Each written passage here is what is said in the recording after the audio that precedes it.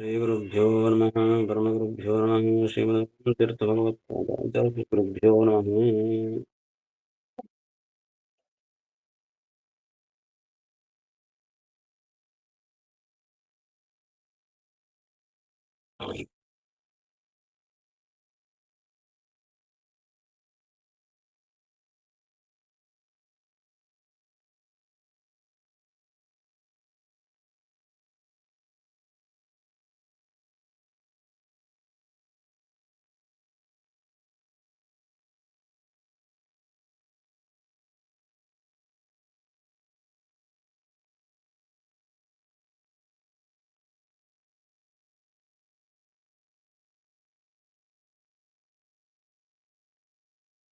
ಇಪ್ಪತ್ತೆರಡನೇದು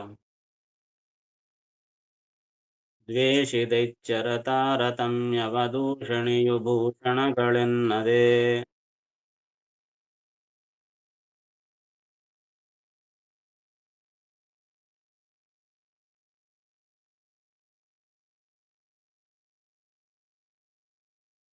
ದೋಷವೆಂಬವ ದ್ವೇಷಿ ನಿಶ್ಚಯ ಇವರ ನೋಡಲ್ಕೆ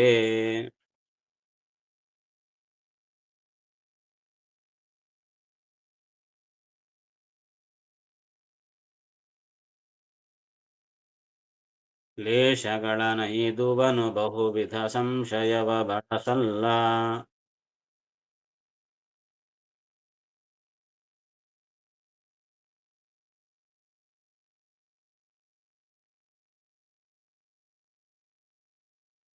ವೇದವ್ಯಾಸ ಗರುಡ ಪುರಾಣದಲ್ಲಿ ಪೇಳಿದನು ಋಷಿಗಳಿಗೆ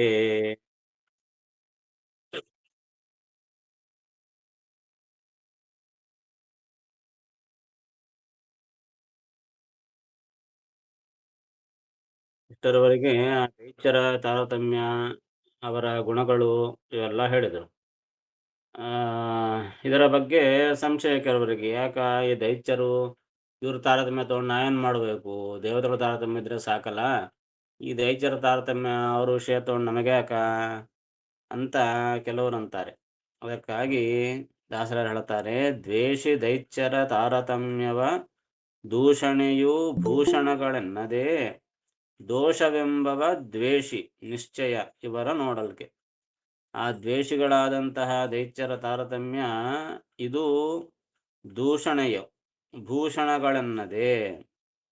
ಈ ದೂಷಣೆ ಆ ದ್ವೇಷಿಗಳಾದಂತಹ ದೈತ್ಯರ ತಾರತಮ್ಯವನ್ನು ಮತ್ತು ಆ ದೈತ್ಯರನ್ನು ದೂಷಣ ಮಾಡಿದರಲ್ಲ, ಆ ದೂಷಣವನ್ನು ಕೂಡ ಏನನ್ಬೇಕು, ಭೂಷಣ ಅನ್ಬೇಕಂತೆ.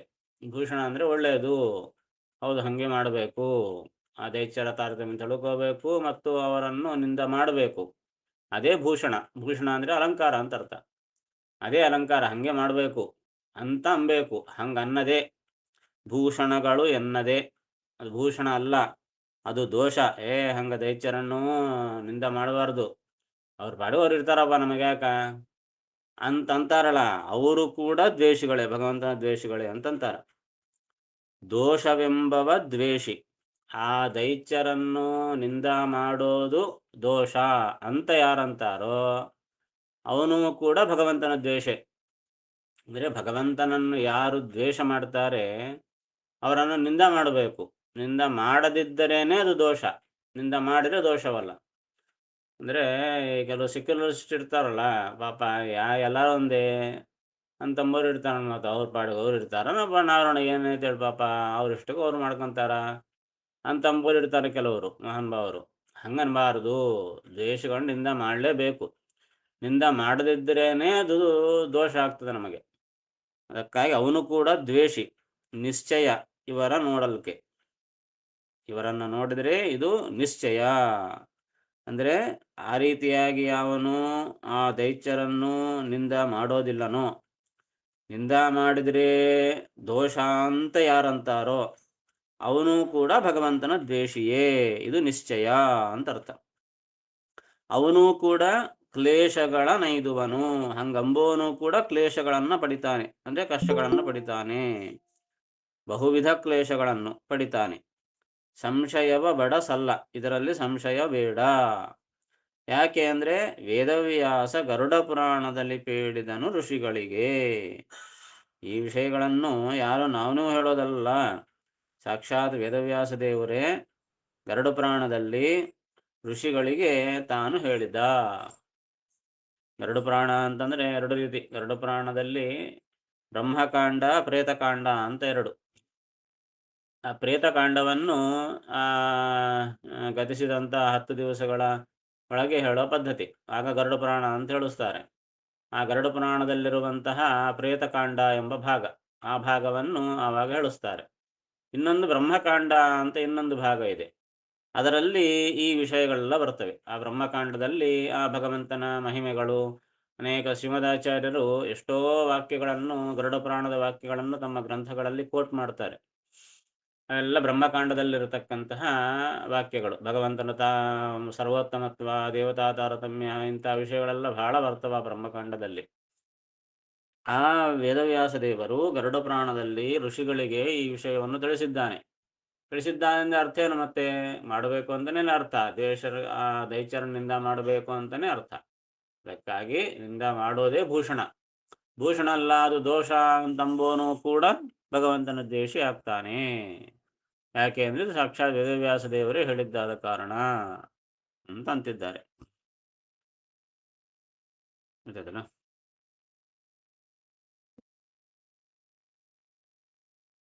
ಹರಿದ್ವೇಷಿಗಳಾದ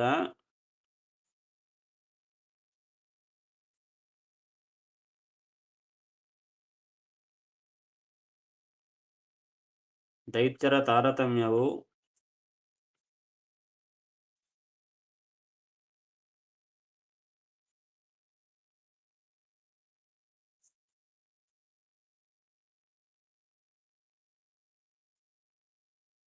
ಮತ್ತು ಅವರನ್ನು ದೂಷಿಸುವುದು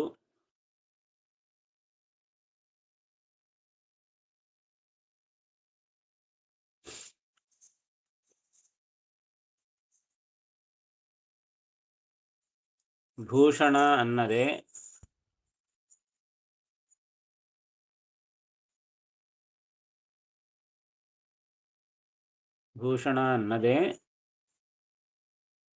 ದೋಷ ಎಂದು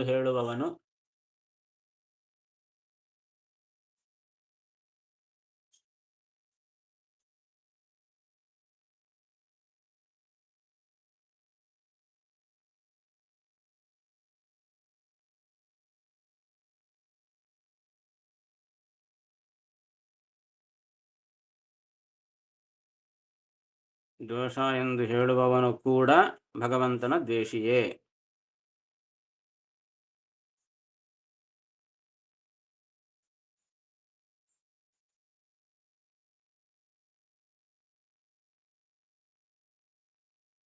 ಇದು ನಿಶ್ಚಯ.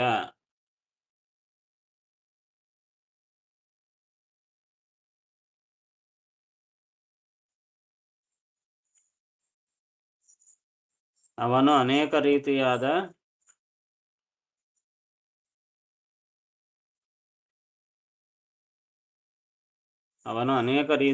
ಕಷ್ಟಪಡುತ್ತಾನೆ.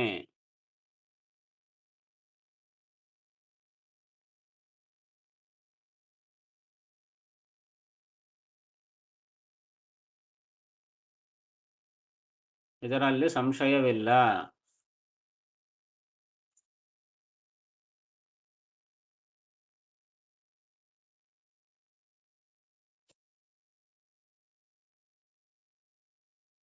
ಈ ವಿಷಯಗಳನ್ನು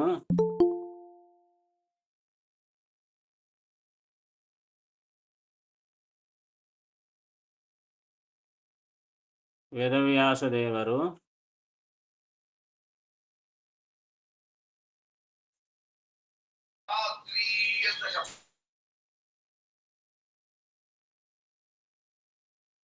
ಗರುಡ ಪುರಾಣದಲ್ಲಿ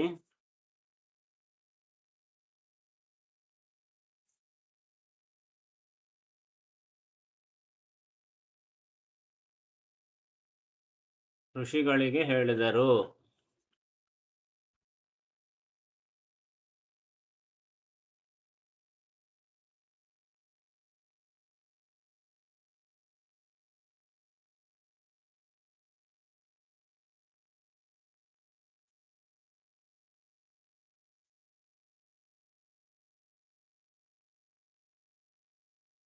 ದ್ವೇಷಿದೈಚ್ಛರ ತಾರತಮ್ಯವದೂಷಣೆಯು ಭೂಷಣಗಳೆನ್ನದೆ.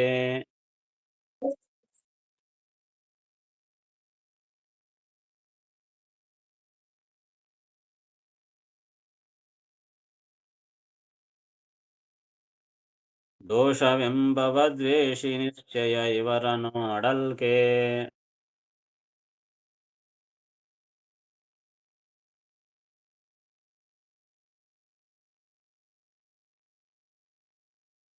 ಕ್ಲೇಶಗಳನೈದುವನು ಬಹುವಿಧ ಸಂಶಯವ ಬಡಸಲ್ಲ.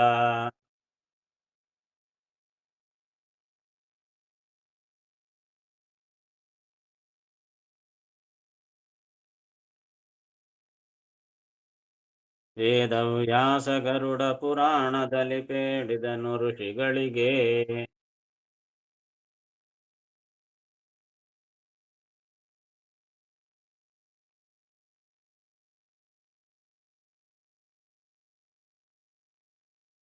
ಜಾಲಿ ನೆಗ್ಗಿರು ಕ್ಷುದ್ರ ಶಿಲೆ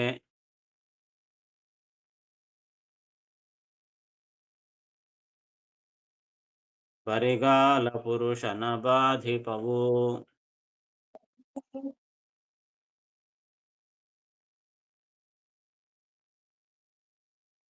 ಚೆಮ್ಮಾಳಿಗೆಯ ಮೆಟ್ಟಿದವಗುಂಟೆ ಕಂಟಕಗಳ ಭಯ.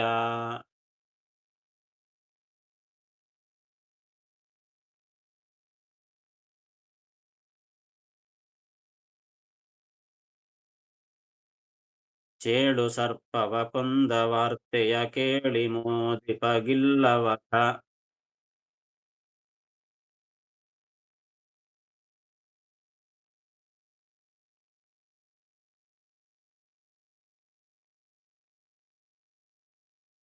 ಯಮನಾಳುಗಳ ಭಯವಿಲ್ಲದೈಚ್ಛರ ನಿಂದಿಸುವ ನರಗೆ.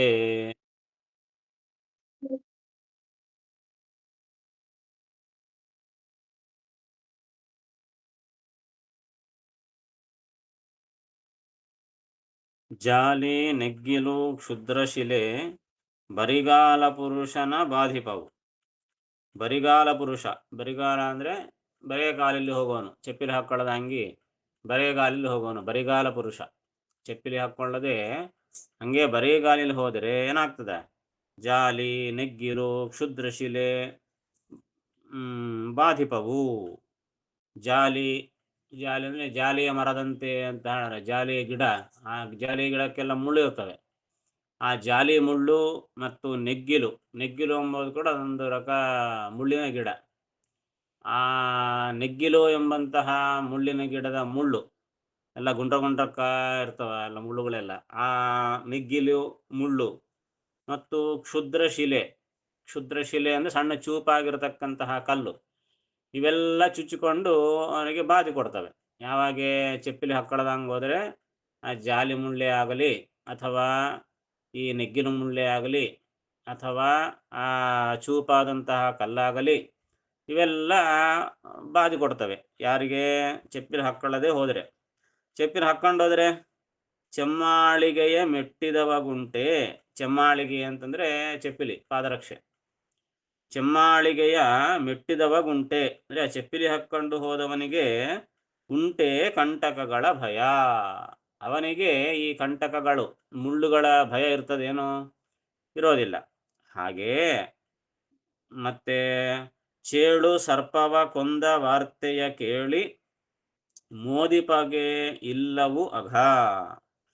ಚೇಳು ಸರ್ಪ, ಚೇಳನ್ನ ಕೊಂದ್ರು, ಸರ್ಪನ್ನ ಕೊಂದ್ರು ಅಂತಂದ್ರೆ ಹಬ್ಬ ಒಳ್ಳೇದಾಯ್ತಲ್ಲಪ್ಪ, ಮತ್ತೆ ಹಂಗೆ ಬಿಟ್ಟಿದ್ರೆ ಯಾರನ್ನ ಕಚ್ಚಿ ಯಾರನ್ನ ಸಾಯ್ತಾ ಇದ್ರು ಅಂತ ಸಂತೋಷ ಪಡ್ತಾರೆ. ಚೇಳಿನ ಕೊಂದ್ರೆ, ಸರ್ಪನ್ನ ಕೊಂದ್ರೆ ಯಾರು ಅಯ್ಯೋ ಅಂತ ದುಃಖ ಪಡೋದಿಲ್ಲ, ಸಂತೋಷ ಪಡ್ತಾರೆ.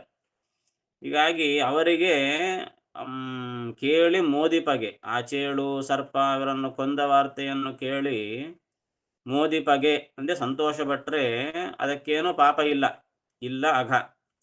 ಹಾಗೇ ಯಮನ ಆಳುಗಳ ಭಯವಿಲ್ಲ ದೈತ್ಯರ ನಿಂದಿಸುವ ನರಗೆ. ಈ ದೈತ್ಯರು ಕೂಡ ಅಂತವರೇ ಅಲ್ಲ, ಚೇಳು ಸರ್ಪಗಳಿದ್ದಂತೆ. ಹಂಗ ಅವ್ರನ್ನ ನಿಂದ ಮಾಡಿದರೆ ಪಾಪ ಏನು ಬರೋದಿಲ್ಲ, ಅವರಿಗೆ ನರಕ ಭಯ ಇರೋದಿಲ್ಲ, ಒಳ್ಳೇದೇ ಆಗ್ತದೆ. ನಿಂದನ ಮಾಡದೆ ಹೋದ್ರೇನೆ ಇನ್ನೂ ಅವರಿಗೆ ನರಕ ಆಗ್ತದೆ. ನಿಂದೆ ಮಾಡಿದರೆ ನರಕ ಆಗೋದಿಲ್ಲ. ಹೀಗಾಗಿ ಯಮನಾಳುಗಳ ಭಯವಿಲ್ಲ. ಯಮನಾಳುಗಳನ್ನು ಯಮನ ಭೃತ್ಯರ ಭಯವೂ ಇಲ್ಲ. ಯಾಗೆ? ದೈತ್ಯರ ನಿಂದಿಸುವ ನರಗೆ. ಯಾರು ದೈತ್ಯರನ್ನು ನಿಂದನೆ ಮಾಡುತ್ತಾರೆ ಅವರಿಗೆ ಆ ಯಮನ ದೂತರ ಭಯವಿಲ್ಲ, ಅಂದರೆ ಅವರಿಗೆ ನರಕ ಆಗೋದಿಲ್ಲ ಅಂತ ಅರ್ಥ. ಉಪನಿಷತ್ತಿನಲ್ಲಿ ಈ ಮಾತು ಹೇಳ್ತಾರೆ. ಏನು? ಯಾರು ಕೆಟ್ಟ ಹಾದಿಗೆ ಹೋಗ್ತಾರೋ ಅವರು ತಮಸ್ಸಿಗೆ ಹೋಗ್ತಾರ. ಆದರೆ ಯಾರು ಆ ಕೆಟ್ಟ ಹಾದಿಗೆ ಹೋದವ್ರನ್ನ ನಿಂದ ಮಾಡೋದಿಲ್ಲಲ್ಲ, ಅವರು ಕೂಡ ತಮಸ್ಸಿಗೆ ಹೋಗ್ತಾರ, ಇನ್ನೂ ದೊಡ್ಡ ತಮಸ್ಸಿಗೆ ಹೋಗ್ತಾರ ಅಂತ ಉಪನಿಷತ್ತು ಹೇಳುತ್ತದೆ. ಆ ಭಾವವನ್ನು ಇಲ್ಲಿ ದಾಸರಾಯರು ಹೇಳ್ತಾರೆ. ಹೀಗಾಗಿ ದೈತ್ಯರನ್ನು ನಿಂದ ಮಾಡಲಿಕ್ಕೆ ಒಂದು ಪ್ರತ್ಯೇಕ ಸಂಧಿ ರಚನೆ ಮಾಡಿದ್ರಲ್ಲಪ್ಪ ದಾಸರಾಯರು, ಯಾಕೆ ಸುಮ್ಮನೆ ಅವ್ರ ಸಂಗತಿ ಯಾಕೆ ತಲಿಸ್ಕೊಂಡ್ರು ಅಂತ ಅಂದ್ಕೋಬೇಡ್ರಿ. ಆ ದೈತ್ಯರನಿಂದ ಅಂಬೋದು ಕೂಡ ಒಂದು ನರಕವನ್ನು ತಪ್ಪಿಸಿಕೊಳ್ಳುವ ಸಾಧನೆ. ಅದಕ್ಕಾಗಿ ಅವರನ್ನು ನಿಂದ ಮಾಡಬೇಕು. ಅದಕ್ಕಾಗಿಯೇ ಇಲ್ಲಿ ಪ್ರತ್ಯೇಕವಾಗಿ ಒಂದು ಸಂಧಿಯನ್ನು ರಚನೆ ಮಾಡಿ ಅವರ ತಾರತಮ್ಯ, ಅವರ ನಿಂದ, ಅದರ ಬಗ್ಗೆ ಇಲ್ಲಿ ತಿಳಿಸಿದರು.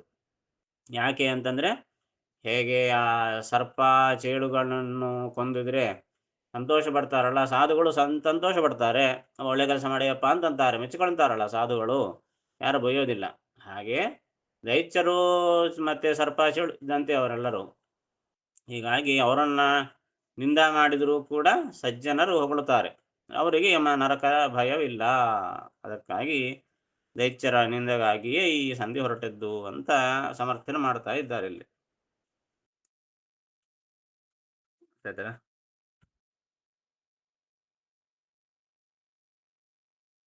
ಬರ್ಕೊಂಡು ಜಾಲಿಯ ಮುಳ್ಳು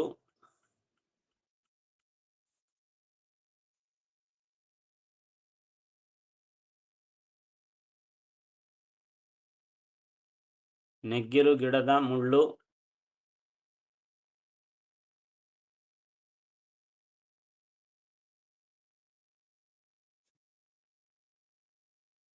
ಚೂಪು ಕಲ್ಲು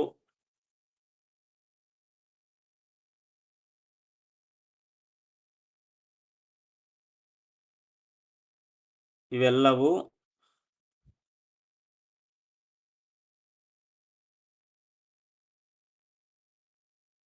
ಬರೆಗಾಲಿನಲ್ಲಿ ಓಡಾಡುವ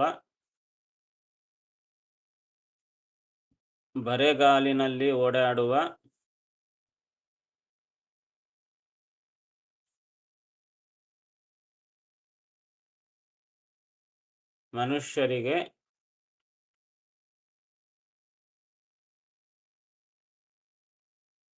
ಬಾಧೆ ಕೊಡುತ್ತವೆ.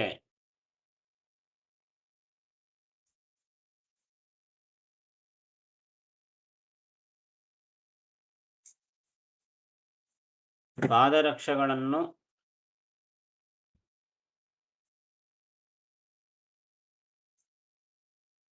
ಧರಿಸಿದವನಿಗೆ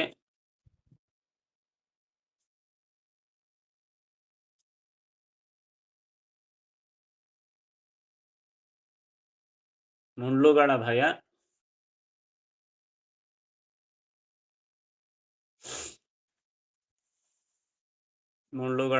ಇರುವುದಿಲ್ಲ.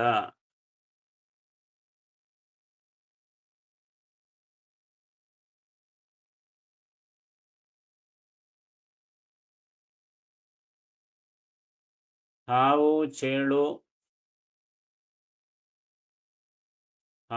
ಚೇಳು ಕೊಂದ ವಾರ್ತೆಯನ್ನು ಕೇಳಿ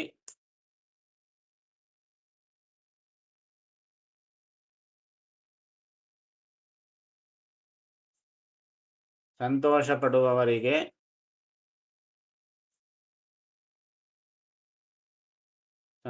ಪಡುವವರಿಗೆ ಪಾಪವಿಲ್ಲ.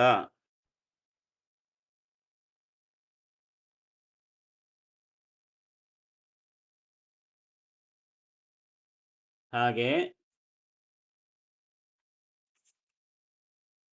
ದೈತ್ಯರನ್ನು ನಿಂದಿಸುವ ಜನರಿಗೆ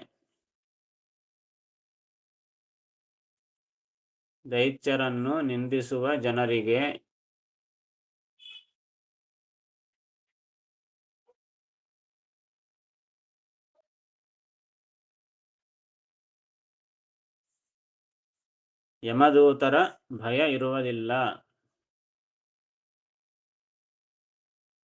ಯಮದೂತರ ಭಯ ಇರುವುದಿಲ್ಲ.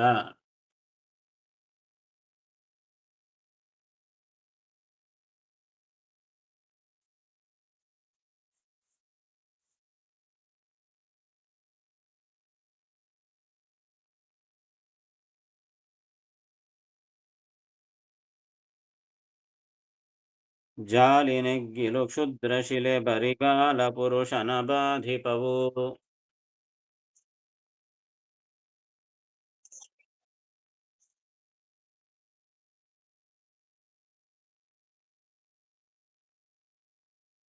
ಚೆಮ್ಮಾಳಿಗೆಯ ಮೆಟ್ಟಿದವ ಗುಂಟೆ ಕಂಟಕಗಳ ಭಯ.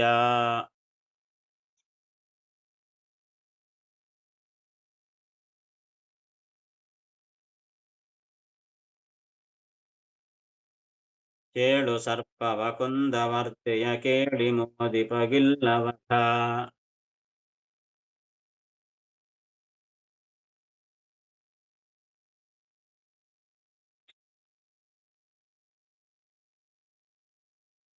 ಯಮನಾಳುಗಳ ಭಯವಿಲ್ಲ ದೈತ್ಯರ ನಿಂದಿಸುವ ನರಗೆ.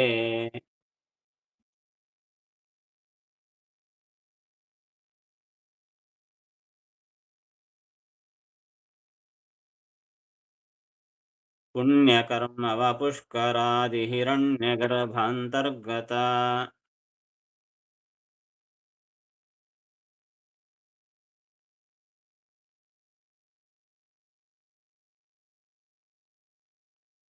ಬ್ರಹ್ಮಣ್ಯ ದೇವನಿಗರ್ಪಿಸುತ್ತಲಿರು ಪಾಪಕರ್ಮಗಳ.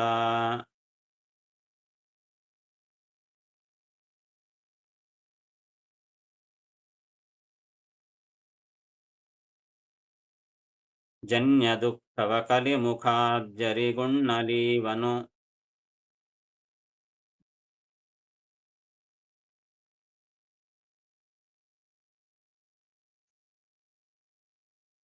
ಸಕಲ ಲೋಕ ಶರಣ್ಯ ಶಾಶ್ವತ ಮಿಶ್ರ ಜನರಿಗೆ ಮಿಶ್ರ ಫಲವೀವ.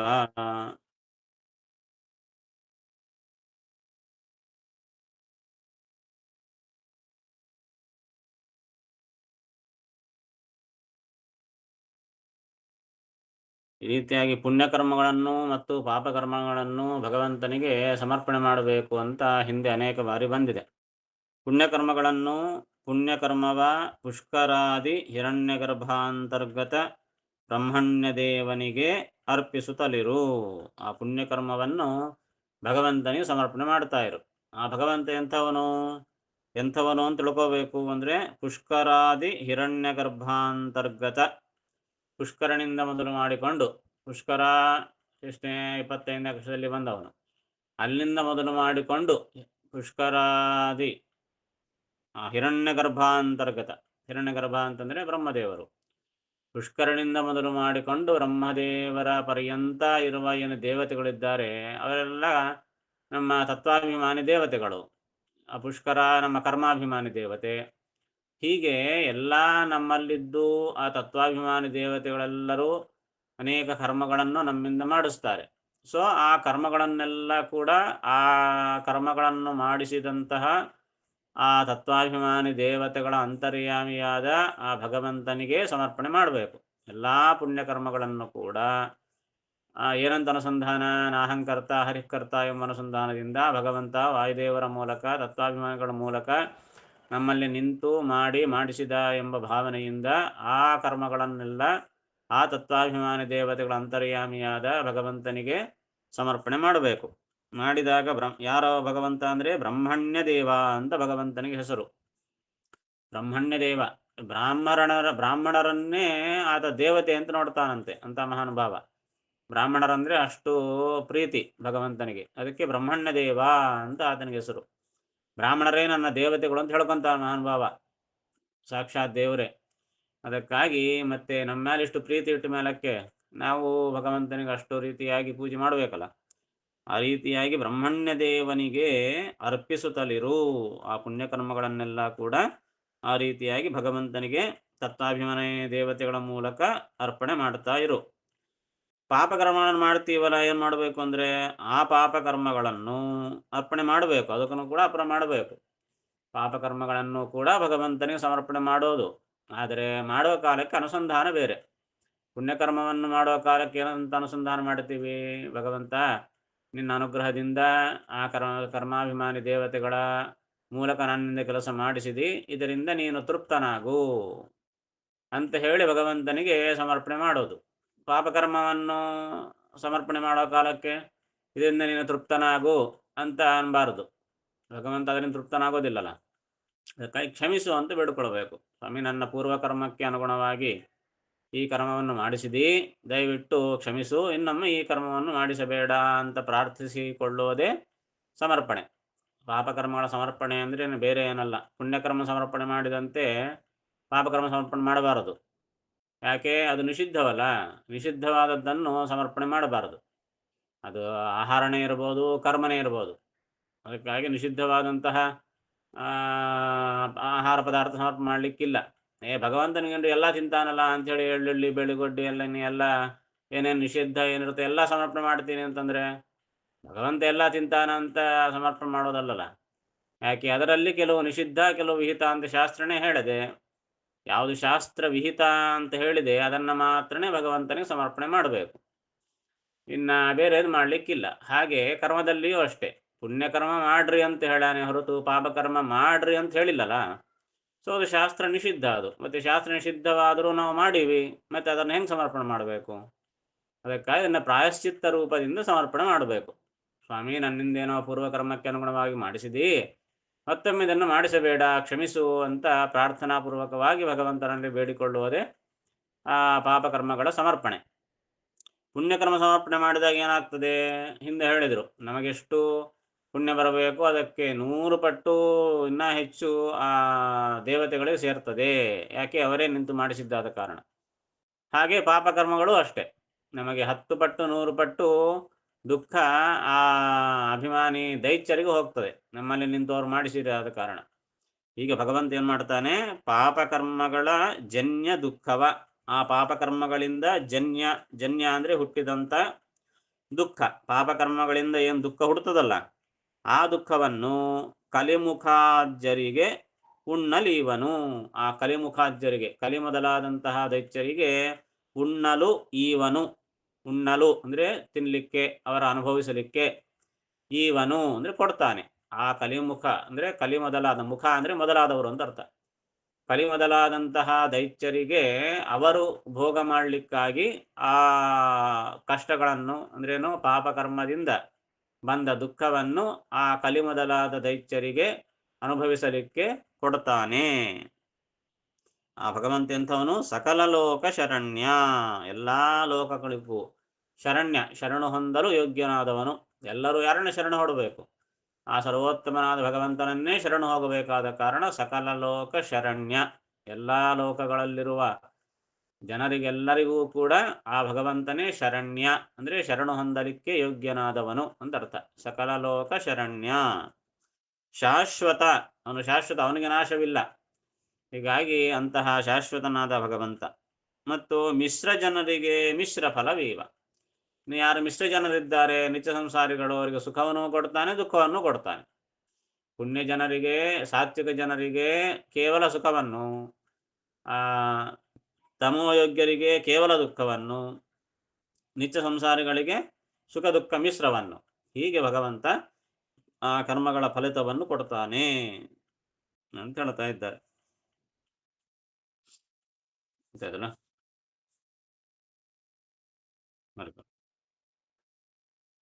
ಪುಣ್ಯಕರ್ಮವನ್ನು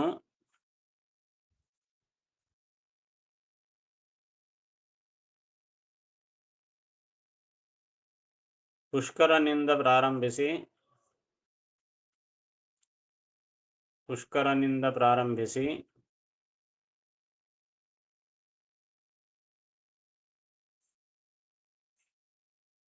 ಬ್ರಹ್ಮದೇವರವರೆಗಿನ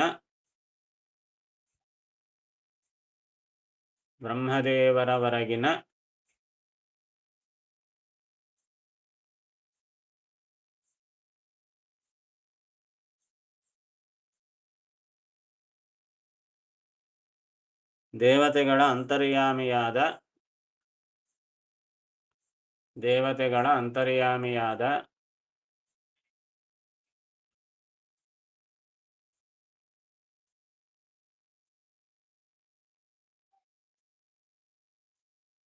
ಬ್ರಹ್ಮಣ್ಯ ದೇವನಾದ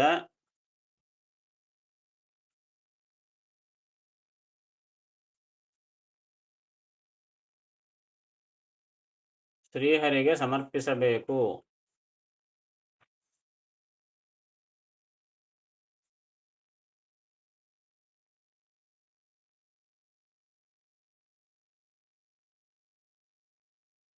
ಪಾಪಕರ್ಮಗಳನ್ನು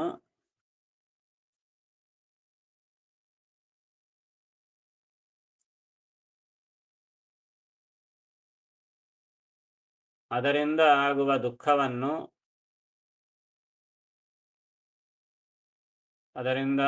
ದುಃಖವನ್ನು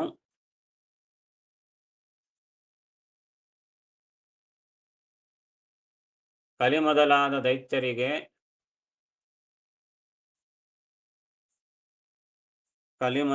ದೈತ್ಯರಿಗೆ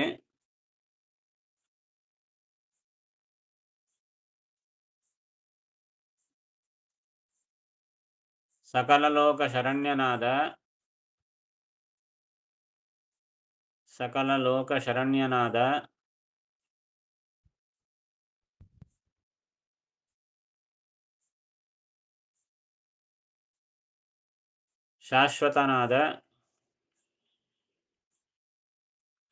ಶಾಶ್ವತನಾದ ಶ್ರೀಹರಿ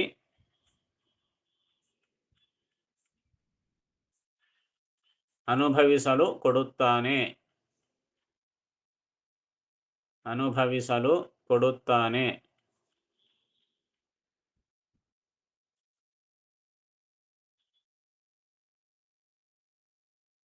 ಮಿಶ್ರ ಜನರಿಗೆ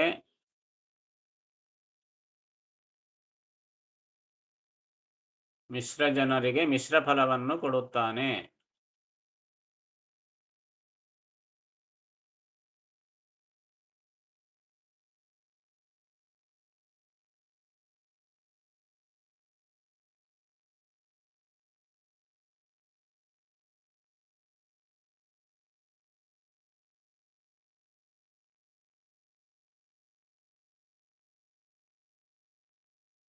ಪುಣ್ಯಕರ್ಮವ ಪುಷ್ಕರಾದಿ ಹಿರಣ್ಯಗರ್ಭಾಂತರ್ಗತ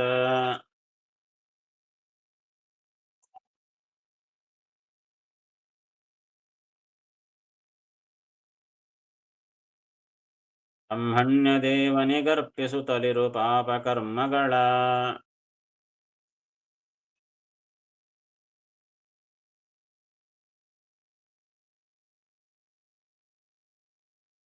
ಜನ್ಯ ದುಃಖವ ಕಲಿಮುಖಾಜ್ಜರಿಗುಣ್ಣಲೀವನು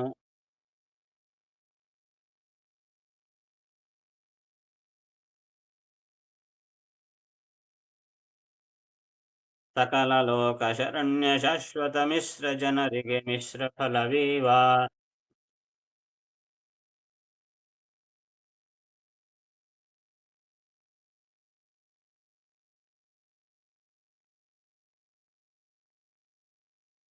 ಕೊನೆಯ ಶ್ಲೋಕವನ್ನು ಹೇಳಿ ಸಂಧಿ ಮುಕ್ತಾ ಇದ್ದಾರೆ, ಅದನ್ನು ನೋಡ್ರಿ. ತ್ರಿವಿಧ ಗುಣಗಳ ಮಾನಿ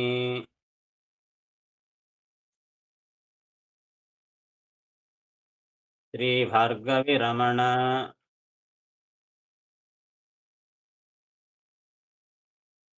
ಗುಣಿಗಣಗಳೊಳಗವರವರ ಯೋಗ್ಯತೆ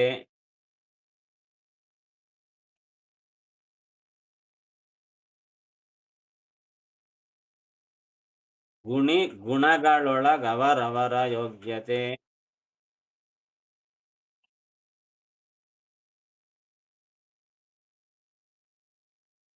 ಕರ್ಮಗಳನ್ನನುಸರಿಸಿ ಕರ್ಮಫಲ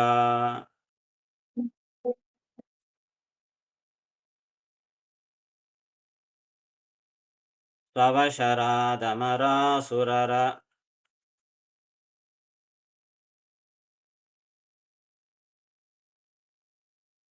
ಗಣಕವಧಿಯಿಲ್ಲದೆ ಕೊಡುವ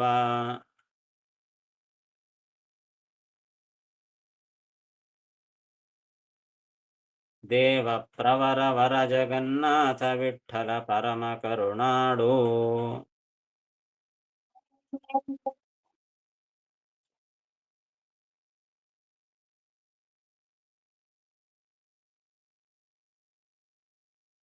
ಭಗವಂತ ಯಾವ ರೀತಿಯಾಗಿ ಆ ಕರ್ಮಗಳ ಫಲಗಳನ್ನು ಕೊಡ್ತಾನೆ ಎಂಬುದನ್ನು ಕೊನೆಗೆ ಹೇಳಿ ಸಂಹಾರ ಮಾಡ್ತಿದ್ದಾರೆ. ತ್ರಿವಿಧ ಗುಣಗಳ ಮಾನಿ ಶ್ರೀ ಭಾರ್ಗವಿ ರಮಣ. ಭಗವಂತ ಎಂಥವನು? ತ್ರಿಗುಣ ಗುಣಗಳ ಮಾಣಿ, ತ್ರಿವಿಧ ಗುಣಗಳು, ಸತ್ವರಜಸ್ತಮೋ ಗುಣಗಳು. ಆ ತ್ರಿವಿಧ ಗುಣಗಳ ಮಾನಿ, ಮಾನಿ ಅಂದ್ರೆ ಅಭಿಮಾನಿ. ಆ ಮೂರು ತ್ರಿವಿಧ ಗುಣಗಳಿಗೆ, ಸತ್ವರಜಸ್ತಮೋ ಗುಣಗಳಿಗೆ ಅಭಿಮಾನಿ ಯಾರು? ಲಕ್ಷ್ಮೀದೇವಿ, ಶ್ರೀ ಭಾರ್ಗವಿ. ಆ ಭಾರ್ಗವಿ ಲಕ್ಷ್ಮೀದೇವಿ, ಅದು ಶುಕ್ರವಾರ, ಹೀಗಾಗಿ ಭಾರ್ಗವಿ ಸ್ಮರಣೆ ಆಯಿತು. ಶ್ರೀ ಭಾರ್ಗವಿ ರಮಣ, ಲಕ್ಷ್ಮೀಪತಿಯಾಗಿ ಸ್ಮರಣೆ ಮಾಡಬೇಕಾದಕ್ಕಾಗಿ ಲಕ್ಷ್ಮೀಪತಿಯ ಸ್ಮರಣೆ ಬಂತು. ಹೀಗಾಗಿ ಆ ತ್ರಿವಿಧ ಗುಣಗಳ ಮಾನಿಯಾದ ಶ್ರೀ ಭಾರ್ಗವಿ ರಮಣ, ಆ ಭಾರ್ಗವಿ ಹೆಸರು ಕೂಡ ನೋಡ್ರಿ ಹೆಂಗೆ ಬಂತು, ಭಾರ್ಗವಿ. ಅದಕ್ಕೆ ಭೃಗುವಾರ, ಭಾರ್ಗವವಾಸರ ಅಂತ ಹೆಸರು ಬಂತು. ಶುಕ್ರವಾರಕ್ಕೆ ಭಾರ್ಗವವಾಸರ ಅಂತ ಹೆಸರು. ಯಾಕೆ? ಭೃಗು ಮಹರ್ಷಿಗಳ ಮಗಳಾಗಿ ಹುಡ್ತಾಳೆ ಲಕ್ಷ್ಮೀದೇವಿ. ಭೃಗು ಮಹರ್ಷಿಗಳಿಗೆ ಮಗಳಾಗಿ ಅವತಾರ ಮಾಡ್ತಾಳದಕ್ಕಾಗಿ ಆ ಲಕ್ಷ್ಮೀದೇವಿಗೆ ಭಾರ್ಗವಿ ಅಂತ ಹೆಸರು. ಅದಕ್ಕೆ ಶುಕ್ರವಾರಕ್ಕೆ ಭಾರ್ಗವ ವಾರ ಅಂತ ಹೆಸರು. ಹೀಗಾಗಿ ಆ ಭಾರ್ಗವಿ ರಮಣ, ಶ್ರೀ ಭಾರ್ಗವಿ ರಮಣ, ಆ ಲಕ್ಷ್ಮೀದೇವಿಯ ರಮಣನಾದಂತಹ ಆ ಭಗವಂತನು ಗುಣಿ ಗುಣಗಳೊಳಗೆ ಅವರವರ ಯೋಗ್ಯತೆ ಕರ್ಮಗಳನ್ನು ಅನುಸರಿಸಿ ಅವನು ಏನು ಮಾಡ್ತಾನೆ? ಗುಣಿ ಗುಣಗಳೊಳಗೆ, ಗುಣಿಗಳಲ್ಲಿ ಇರ್ತಾನೆ, ಗುಣಗಳಲ್ಲೇ ಇರ್ತಾನೆ ಭಗವಂತ. ಗುಣಿ ಅಂತಂದ್ರೆ ಗುಣ ಉಳ್ಳವರು ಗುಣಿ, ಗುಣ ಒಳ್ಳೆ ಗುಣಗಳಲ್ಲಿ ಭಗವಂತ ಇರ್ತಾನೆ, ಆ ಗುಣ ಉಳ್ಳವರಲ್ಲಿ ಇರ್ತಾನೆ.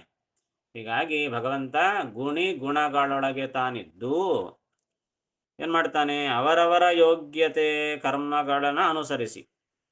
ಭಗವಂತ ಸರ್ವತ್ರ ವ್ಯಾಪ್ತ, ಆ ಕರ್ಮ ಮಾಡತಕ್ಕಂತಹ ಗುಣಿಗಳಲ್ಲಿ ಇರ್ತಾನೆ, ಆ ಗುಣಗಳಲ್ಲಿ ಇರ್ತಾನೆ. ಆ ಗುಣಗಳನ್ನು ಪ್ರೇರಣೆ ಮಾಡಿ ಆ ಗುಣಗಳಿಗೆ ತಕ್ಕಂತೆ ಗುಣಿಗಳಲ್ಲಿ ಇದ್ದು ಕರ್ಮ ಮಾಡಿಸ್ತಾನೆ. ಒಳ್ಳೆ ಕೆಲಸ ಮಾಡಬೇಕು ಅಂದರೆ ನಮ್ಮಲ್ಲಿ ಸತ್ವಗುಣ ಕೆಲಸ ಮಾಡಬೇಕು. ಸತ್ವಗುಣ ಕೆಲಸ ಮಾಡಿದರೆ ಜ್ಞಾನಕ್ಕೆ ಸಂಬಂಧಪಟ್ಟಂತಹ ಕೆಲಸ ಮಾಡ್ತೀವಿ. ಹೀಗಾಗಿ ಪಾಠಕ್ಕೆ ಹೋಗ್ಬೇಕು, ಪ್ರಾಣಕ್ಕೆ ಹೋಗ್ಬೇಕು ಅಂತ ಯಾವಾಗ ಅನ್ನಿಸ್ತದೆ ನಮಗೆ? ಸತ್ವಗುಣ ನಮ್ಮಲ್ಲಿ ಪ್ರವೃತ್ತಿ ಆದಾಗ, ಸತ್ವಗುಣ ಪ್ರಭಾವ ತೋರಿಸಿದಾಗ ಜ್ಞಾನವನ್ನು ಪಡಿಬೇಕು ಅಂತ ಮನಸ್ಸು ಹುಡ್ತದೆ. ರಜೋಗುಣ ಅದು ಪ್ರಭಾವ ತೋರಿಸಿದಾಗ ಇನ್ನೆಲ್ಲನೋ ಹೋಗ್ಬೇಕು, ಏನನ್ನ ಮಾಡಬೇಕು, ಇನ್ನೇನೇನೋ ಲೌಕಿಕ ವಿಚಾರಗಳು ಮಾಡಬೇಕು ಅಂತ ಮನಸ್ಸು ಹುಡ್ತದೆ. ತಮೋಗುಣ ಪ್ರಭಾವ ತೋರಿಸಿದರೆ ಆರಾಮ ನಿದ್ದೆ ಮಾಡೋಣ, ಅಥವಾ ಇನ್ನೇನೋ ಅಜ್ಞಾನದ್ದು, ಇನ್ನೇನೋ ಕೆಟ್ಟ ಕೆಲಸ ಇನ್ನೇನೋ ಮಾಡೋಣ ಅಂತ ಅನಿಸ್ತದೆ. ಹೀಗೆ ಆ ಅನಿಸೋದು ಯಾಕೆ ಅಂದರೆ ಗುಣಗಳಲ್ಲಿದ್ದುಕೊಂಡು ಆಯಾ ಗುಣಗಳನ್ನು ಪ್ರೇರಣೆ ಮಾಡಿ ಮಾಡಿಸ್ತಾನೆ. ಹಂಗೆ ಯಾಕೆ ಮಾಡಿಸ್ತಾನಪ್ಪ ಅಂದರೆ ಅವರವರ ಕರ್ಮವನ್ನು ಅನುಸರಿಸಿ, ಆ ಕರ್ಮಗಳನ್ನು ಅನುಸರಿಸಿ ಗುಣಗಳನ್ನು ಪ್ರೇರಣೆ ಮಾಡ್ತಾನೆ. ಅವರ ಹಿಂದಿನ ಕರ್ಮ ಇತ್ತು, ಇವತ್ತೇನೋ ಕೆಟ್ಟ ಕೆಲಸ ಮಾಡೋ ಕರ್ಮ ಇತ್ತು, ಅವನಿಗೆ ಕೆಟ್ಟ ಕೆಲಸ ಮಾಡಿಸಿದೆ. ಅವನ ಜೊತೆಗೆ ಯಾಕೆ ಮಾಡಿಸಿದಪ್ಪ, ಅವನೇ ಯಾಕೆ ಹಂಗೆ ಮಾಡಿದ? ಭಗವಂತ ಒಳ್ಳೆ ಕೆಲಸ ಮಾಡಿಸ್ಬೋದಲ್ಲ ಅಂದರೆ, ಮತ್ತೆ ಅವನ ಕರ್ಮ ಮತ್ತೆ ಹಂಗಿತ್ತು, ಏನು ಮಾಡೋಣ? ಅಲ್ಲ, ಅವನೇ ಯಾಕೆ ಹಿಂಗೆ ಕರ್ಮ ಮಾಡಿದ ಅಂದರೆ ಅದು ಅವನ ಯೋಗ್ಯತೆ, ಏನು ಮಾತಾಡಲಿಕ್ಕಿಲ್ಲ. ಹೀಗಾಗಿ ಭಗವಂತ ಹಿಂದಿನ ಕರ್ಮವನ್ನು ನೋಡ್ತಾನೆ, ಆ ಕರ್ಮಕ್ಕೂ ಕಾರಣವಾದಂತಹ ಯೋಗ್ಯತೆಯನ್ನು ನೋಡ್ತಾನೆ. ಆ ಯೋಗ್ಯತೆಗೆ ಅನುಗುಣವಾಗಿ ಕರ್ಮ ಮಾಡ್ತಾನೆ ಜೀವ, ಆ ಕರ್ಮಕ್ಕೆ ಅನುಗುಣವಾಗಿ ಫಲವನ್ನು ಪಡಿತಾನೆ. ಹೀಗಾಗಿ ಭಗವಂತ ಫಲವನ್ನು ಕೊಡೋದು ಯೋಗ್ಯತೆ ಕರ್ಮಗಳನ್ನು ನೋಡಿ ಕೊಡ್ತಾನೆ. ಆದರೆ ಸ್ವತಂತ್ರವಾಗಿ ಕೆಲಸ ಮಾಡಲಿಕ್ಕೆ ಆಗೋದಿಲ್ಲದ ಕಾರಣ ಭಗವಂತ ಒಳಗೆ ನಿಂತು ಪ್ರೇರಣೆ ಮಾಡಿ ಅದನ್ನು ಮಾಡಿಸಿ ಫಲವನ್ನು ಕೊಡ್ತಾನೆ. ಹೀಗಾಗಿ ಆ ಗುಣಗಳೊಳಗೆ ಅವರವರ ಯೋಗ್ಯತೆ ಕರ್ಮಗಳನ್ನು ಅನುಸರಿಸಿ ಕರ್ಮಫಲವನ್ನು ಕೊಡ್ತಾನೆ. ಅದನ್ನು ಕೂಡ ಹೆಂಗೆ ಕೊಡ್ತಾ ಇದ್ದಾನೆ? ಸ್ವವಶರಾದ ಅಮರ ಅಸುರರ ಗಣಕ್ಕೆ. ಸ್ವವಶರಾದ, ತನ್ನ ವಶದಲ್ಲಿದ್ದಂತಹ, ತನ್ನ ಅಧೀನರಾದಂತಹ ಅಮರ ಅಸುರ. ಅಮರ ಅಂದರೆ ದೇವತೆಗಳು, ಅಸುರ ಅಂದರೆ ದೈತ್ಯರು. ತನ್ನ ವಶದಲ್ಲಿರತಕ್ಕಂತಹ ದೇವತೆಗಳಿಗೆ ಮತ್ತು ದೈತ್ಯರಿಗೆ, ಆ ದೈತ್ಯರ ಗಣಕ್ಕೆ, ಆ ದೈತ್ಯರ ಸಮೂಹಕ್ಕೆ, ದೇವತಾ ಸಮೂಹಕ್ಕೆ ಅವಧಿಯಿಲ್ಲದೆ ಕೊಡುವ. ಏನು ಅವರಿಗೆ ಅವಧಿಯೇ ಇಲ್ಲ, ನಿಸ್ಸೀಮವಾಗಿ ಅನಂತ ಕಾಲದವರೆಗೂ ಅದನ್ನು ಕೊಡ್ತಾನೇ ಇರ್ತಾನೆ. ಹೀಗಾಗಿ ಭಗವಂತ ತಾನು ಸ್ವತಂತ್ರ, ತನ್ನ ಅಧೀನದಲ್ಲಿರುವಂತಹ ಆ ದೇವಗಣಕ್ಕೆ ಮತ್ತು ಅಸುರಗಣಕ್ಕೆ ಅವರವರ ಯೋಗ್ಯತೆಗೆ ಅನುಗುಣವಾಗಿ ಅವರವರ ಕರ್ಮಕ್ಕೆ ಅನುಸರಿಸಿ ಆಯಾ ಫಲಗಳನ್ನು ಅವರಿಗೆ ತಾನು ಅನಂತ ಕಾಲದಲ್ಲಿ ಕೊಡ್ತಾ ಇರ್ತಾನೆ. ಅಂತಹ ದೇವ ಪ್ರವರ ವರ ಜಗನ್ನಾಥ ವಿಠ್ಠಲ ಪರಮ ಕರುಣಾಳು. ಗಾಯ ಭಗವಂತ ಪರಮ ಕರುಣಾಳು. ಇಲ್ಲಿ ಒಬ್ಬರ ಕರ್ಮ ಇನ್ನೊಬ್ಬನಿಗೆ ಕೊಡೋದಿಲ್ಲ. ಒಂದೊಂದ್ಸಲ ಎದುರಿಕಾಬ ಅನಂತ ಕೋಟಿ ಬ್ರಹ್ಮಾಂಡ ಭಗವಂತ ಪಾಪ ಒಬ್ಬನೇ ಅನಂತ ಕೋಟಿ ಜೀವನ ನೋಡ್ಕೊಳ್ಬೇಕು. ಪರಪಾಡ್ಲೇನೋ ಒಬ್ಬರ ಅಕೌಂಟ್ನ ಇದು ಇನ್ನೊಬ್ಬರ ಅಕೌಂಟ್ಗೆ ಹಾಕ್ಬಿಟ್ರೆ ಏನು ಗತಿ? ಒಳ್ಳೆಯವರು ಪುಣ್ಯ ತೊಗೊಂಡೋಗಿ ಕೆಟ್ಟವ್ರ ಅಕೌಂಟ್ನ ಹಾಕ್ಬಿಟ್ರೆ, ಕೆಟ್ಟವ್ರ ಅಕೌಂಟ್ ತೊಗೊಂಡು ನಮ್ಮಲ್ಲಿ ಒಳ್ಳೆಯವ್ರ ಅಕೌಂಟ್ ಹೋಗ್ಬಿಟ್ರೆ ಏನು ಮಾಡಬೇಕು? ಹಂಗೆಲ್ಲ ಮಾಡೋದಿಲ್ಲಪ್ಪ. ಪರಮ ಕರುಣಾಳು, ಮಹಾ ಸ್ವತಂತ್ರ ಅವನು ಭಗವಂತ. ಎಲ್ಲರನ್ನು ನಿಂತು ನೋಡ್ತಾನೆ, ಪರಮ ಕರುಣಾಳು. ಹಿಂಗೆ ಏನೂ ಮಾಡೋದಿಲ್ಲ ಭಗವಂತ. ಅತ್ಯಂತ ಕರುಣಾವಂತನಾದ ಕಾರಣ ಯಾರ್ಯಾರ್ದು ಕರ್ಮ ನಮಗೆ ಹಚ್ಚೋದಿಲ್ಲ, ನಮ್ಮ ಕರ್ಮವನ್ನು ಇನ್ನೊಬ್ಬರಿಗೂ ಕೊಡೋದಿಲ್ಲ. ಹೀಗಾಗಿ ಪರಮ ಕರುಣಾಳು. ಯಾರವನು? ದೇವ ಪ್ರವರ ವರ. ಹೆಂಗೆ ವಿಶೇಷಣ ಕೊಟ್ಟಾರ ನೋಡ್ರಿ. ದೇವ ದೇವ ಅಂದ್ರೇನೆ ದೊಡ್ಡವರು. ಎಲ್ಲರಿಗಿಂತಲೂ ಮನುಷ್ಯೋತ್ತಮಕ್ಕಿಂತಲೂ ಗಂಧರ್ವಕ್ಕಿಂತ ಎಲ್ಲಕ್ಕಿಂತ ದೊಡ್ಡವರು ಮಹಾನುಭಾವರು ದೇವರು. ಆ ದೇವತೆಗಳಲ್ಲಿ ಪ್ರವರರು, ಆ ದೇವತೆಗಳಲ್ಲಿ ಶ್ರೇಷ್ಠರು ಯಾರು? ಇನ್ನು ತತ್ವಾಭಿಮಾನಿ ದೇವತೆಗಳು. ಸಾಧಾರಣ ದೇವತೆಗಳಿಗಿಂತಲೂ ಉತ್ತಮರಾದವರು ತತ್ವಾಭಿಮಾನಿ ದೇವತೆಗಳು. ಅವರಿಗೂ ಕೂಡ ವರ, ಅವರಿಗಿಂತಲೂ ಉತ್ತಮನಾದವನು ಭಗವಂತ. ಹೀಗಾಗಿ ದೇವ ಪ್ರವರ ವರ. ದೇವತೆಗಳಲ್ಲೇ ಪ್ರವರರಾದ ತತ್ವಾಭಿಮಾನಿ ದೇವತೆಗಳು, ಅವರಿಗಿಂತಲೂ ವರ ಶ್ರೇಷ್ಠನಾದ ಸರ್ವೋತ್ತಮನಾದ ಭಗವಂತ. ದೇವ ಪ್ರವರ ವರ ಜಗನ್ನಾಥ ವಿಠ್ಠಲ ಪರಮ ಕರುಣಾಳು. ಅದಕ್ಕಾಗಿ ಅಂತಹ ಭಗವಂತನನ್ನು ನಾವು ಮೊರೆ ಹೋಗಬೇಕು ಎಂಬ ಭಾವನೆಯಿಂದ ಇಲ್ಲಿ ಸಂಧಿಯನ್ನು ಮುಗಿಸ್ತಾ ಇದ್ದಾರೆ.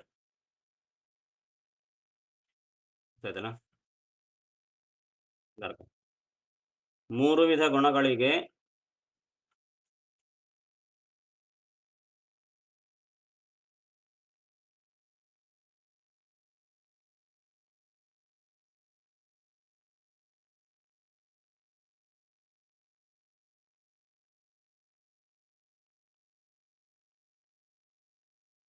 ಅಭಿಮಾನಿಯಾದ ಲಕ್ಷ್ಮೀದೇವಿಗೆ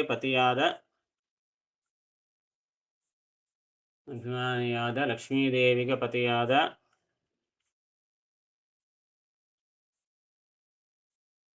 ಶ್ರೀಹರಿ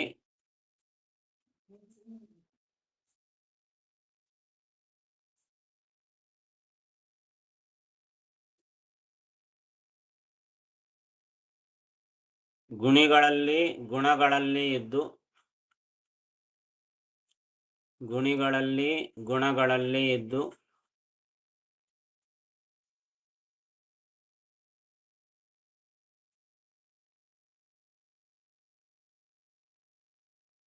ಅವರವರ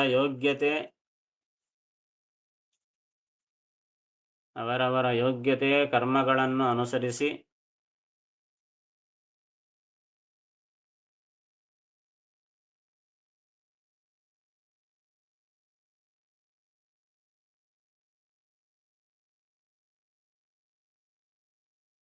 ತನ್ನ ಅಧೀನರಾದ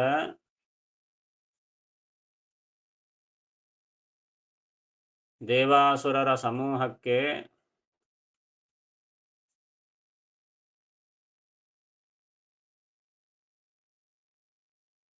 ಕರ್ಮಫಲವನ್ನು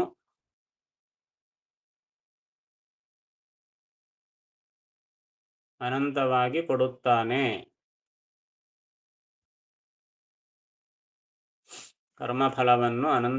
ಕೊಡುತ್ತಾನೆ.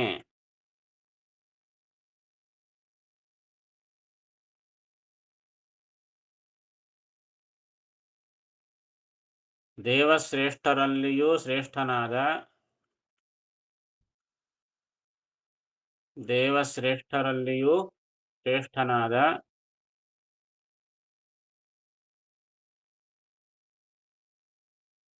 ಶ್ರೀ ಜಗನ್ನಾಥ ವಿಠ್ಠಲನು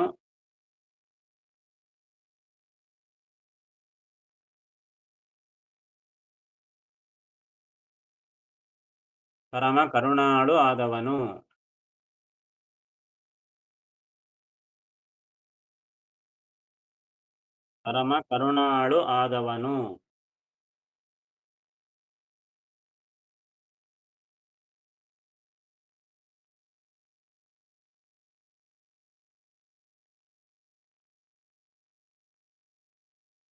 ತ್ರಿವಿಧ ಗುಣಗಳ ಮಾನೆ ಶ್ರೀ ಭಾರ್ಗವಿ ರಮಣ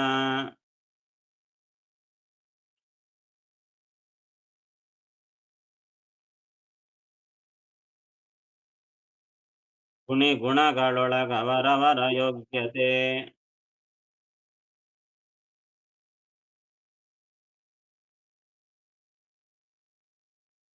ಕರ್ಮಗಳನ್ನನುಸರಿಸಿ ಕರ್ಮಫಲ.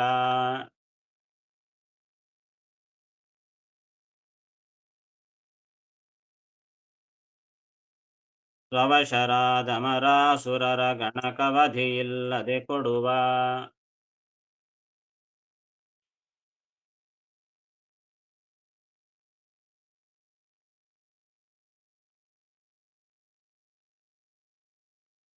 ದೇವ ಪ್ರವರವರ ಜಗನ್ನಾಥ ವಿಠ್ಠಲ ಪರಮ ಕರುಣಾಳು.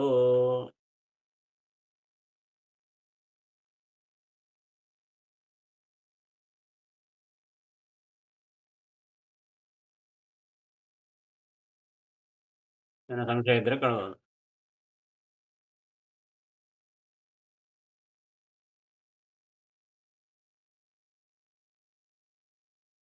ಕಾಡಿನ ಹೌದು ಚುಕ್ಕಾಟಿನ ಕೊಡಬಾರ್ದು ಅಂತ ಹೇಳ್ಯಾರ. ಚೇಳು ಹಾವು ಅಲ್ಲಲ್ಲ ಅದು. ಕಚ್ಚಿದ್ರೆ ಸಾಯೋದಿಲ್ಲಲ್ಲ. ಚೇಳು ಹಾವು ಕಚ್ಚಿದ್ರೆ ಹೆಂಗ್ ಸಾಯ್ತಾರೋ ಹಂಗ ಸಾಯಲ್ಲ. ಹಾಗ ಅಲ್ಪ ಪ್ರಾಣಿಗಳು ಅಂತ. ಭಯಂಕರ ಪ್ರಾಣಿಗಳು ಅಂದ್ರೆ ಅವು ಜನರ ನಾಶ ಮಾಡ್ಲಿಕ್ಕಾಗಿ ಇರ್ತಕ್ಕಂಥ ವಿಷಜಂತುಗಳು. ಇದನ್ನ ಹಾವು ಚೇಳುಗಳ ಸೀರೀಸ್ನಾಗ ಈ ಚುಕ್ಕಾಡಿನ ಸೇರಿಸಿಲ್ಲಲ್ಲ. ಅದಕ್ಕೆ ಗಾಯರಾದಷ್ಟು ಅಂದ್ರೆ ಈಗ ಸರಿ ಆ ಡೆಂಗಿ ಎಲ್ಲ ಬಂದವ ಅದು ಬೇರೆ ಮಾತಾಡಿದ್ರೆ ರಕ್ಷಣೆ ತಗೊಳ್ರಿ ಅಂತ ಅಂದ್ರು ಅಷ್ಟೇ ಹೊರತು ಹಾವು ಚೇಳಿನ ಕೊಂದಂತೆ ಅದನ್ನ ಕೊಲ್ರಿ ಅಂತ ಹೇಳಿಲ್ಲ. ಅದು ವಿಷಸರ್ಪಗಳಾದ ಕಾರಣ ಹಂಗ ಹೇಳ್ಯಾರ. ಆದ್ರೆ ಇದಕ್ಕ ಚುಕ್ಕಾಡಿ ಹಂಗ ಹೇಳಿಲ್ಲ. ಅಫ್ಕೋರ್ಸ್ ಇವಾಗ ಅಷ್ಟು ಬಾಧೆ ಉಳಿತಿದ್ದೆ ಅದು ಬೇರೆ ಮಾತು. ಅದರಿಂದ ಅಷ್ಟು ಬಾಧೆ ಆಗ್ತದ ಮತ್ತೆ ಭಯಂಕರ ಚುಕ್ಕಾಡಿ ಆಗ್ಬಿಟ್ಟದ ಹೊಡ್ಕಂತ ಕೂತ್ವಿ ಆ ಮಾತು ಬೇರೆ. ಆದ್ರೆ ಹಾವು ಚೇಳುಗಳ ಒಂದು ಸೀರೀಸ್ನಾಗ ಈ ಇದನ್ನು ಸೇರಿಸಿಲ್ಲ. ಹಾ ಹಾಗೆ ಅದನ್ನು ಸೇರಿದೆ.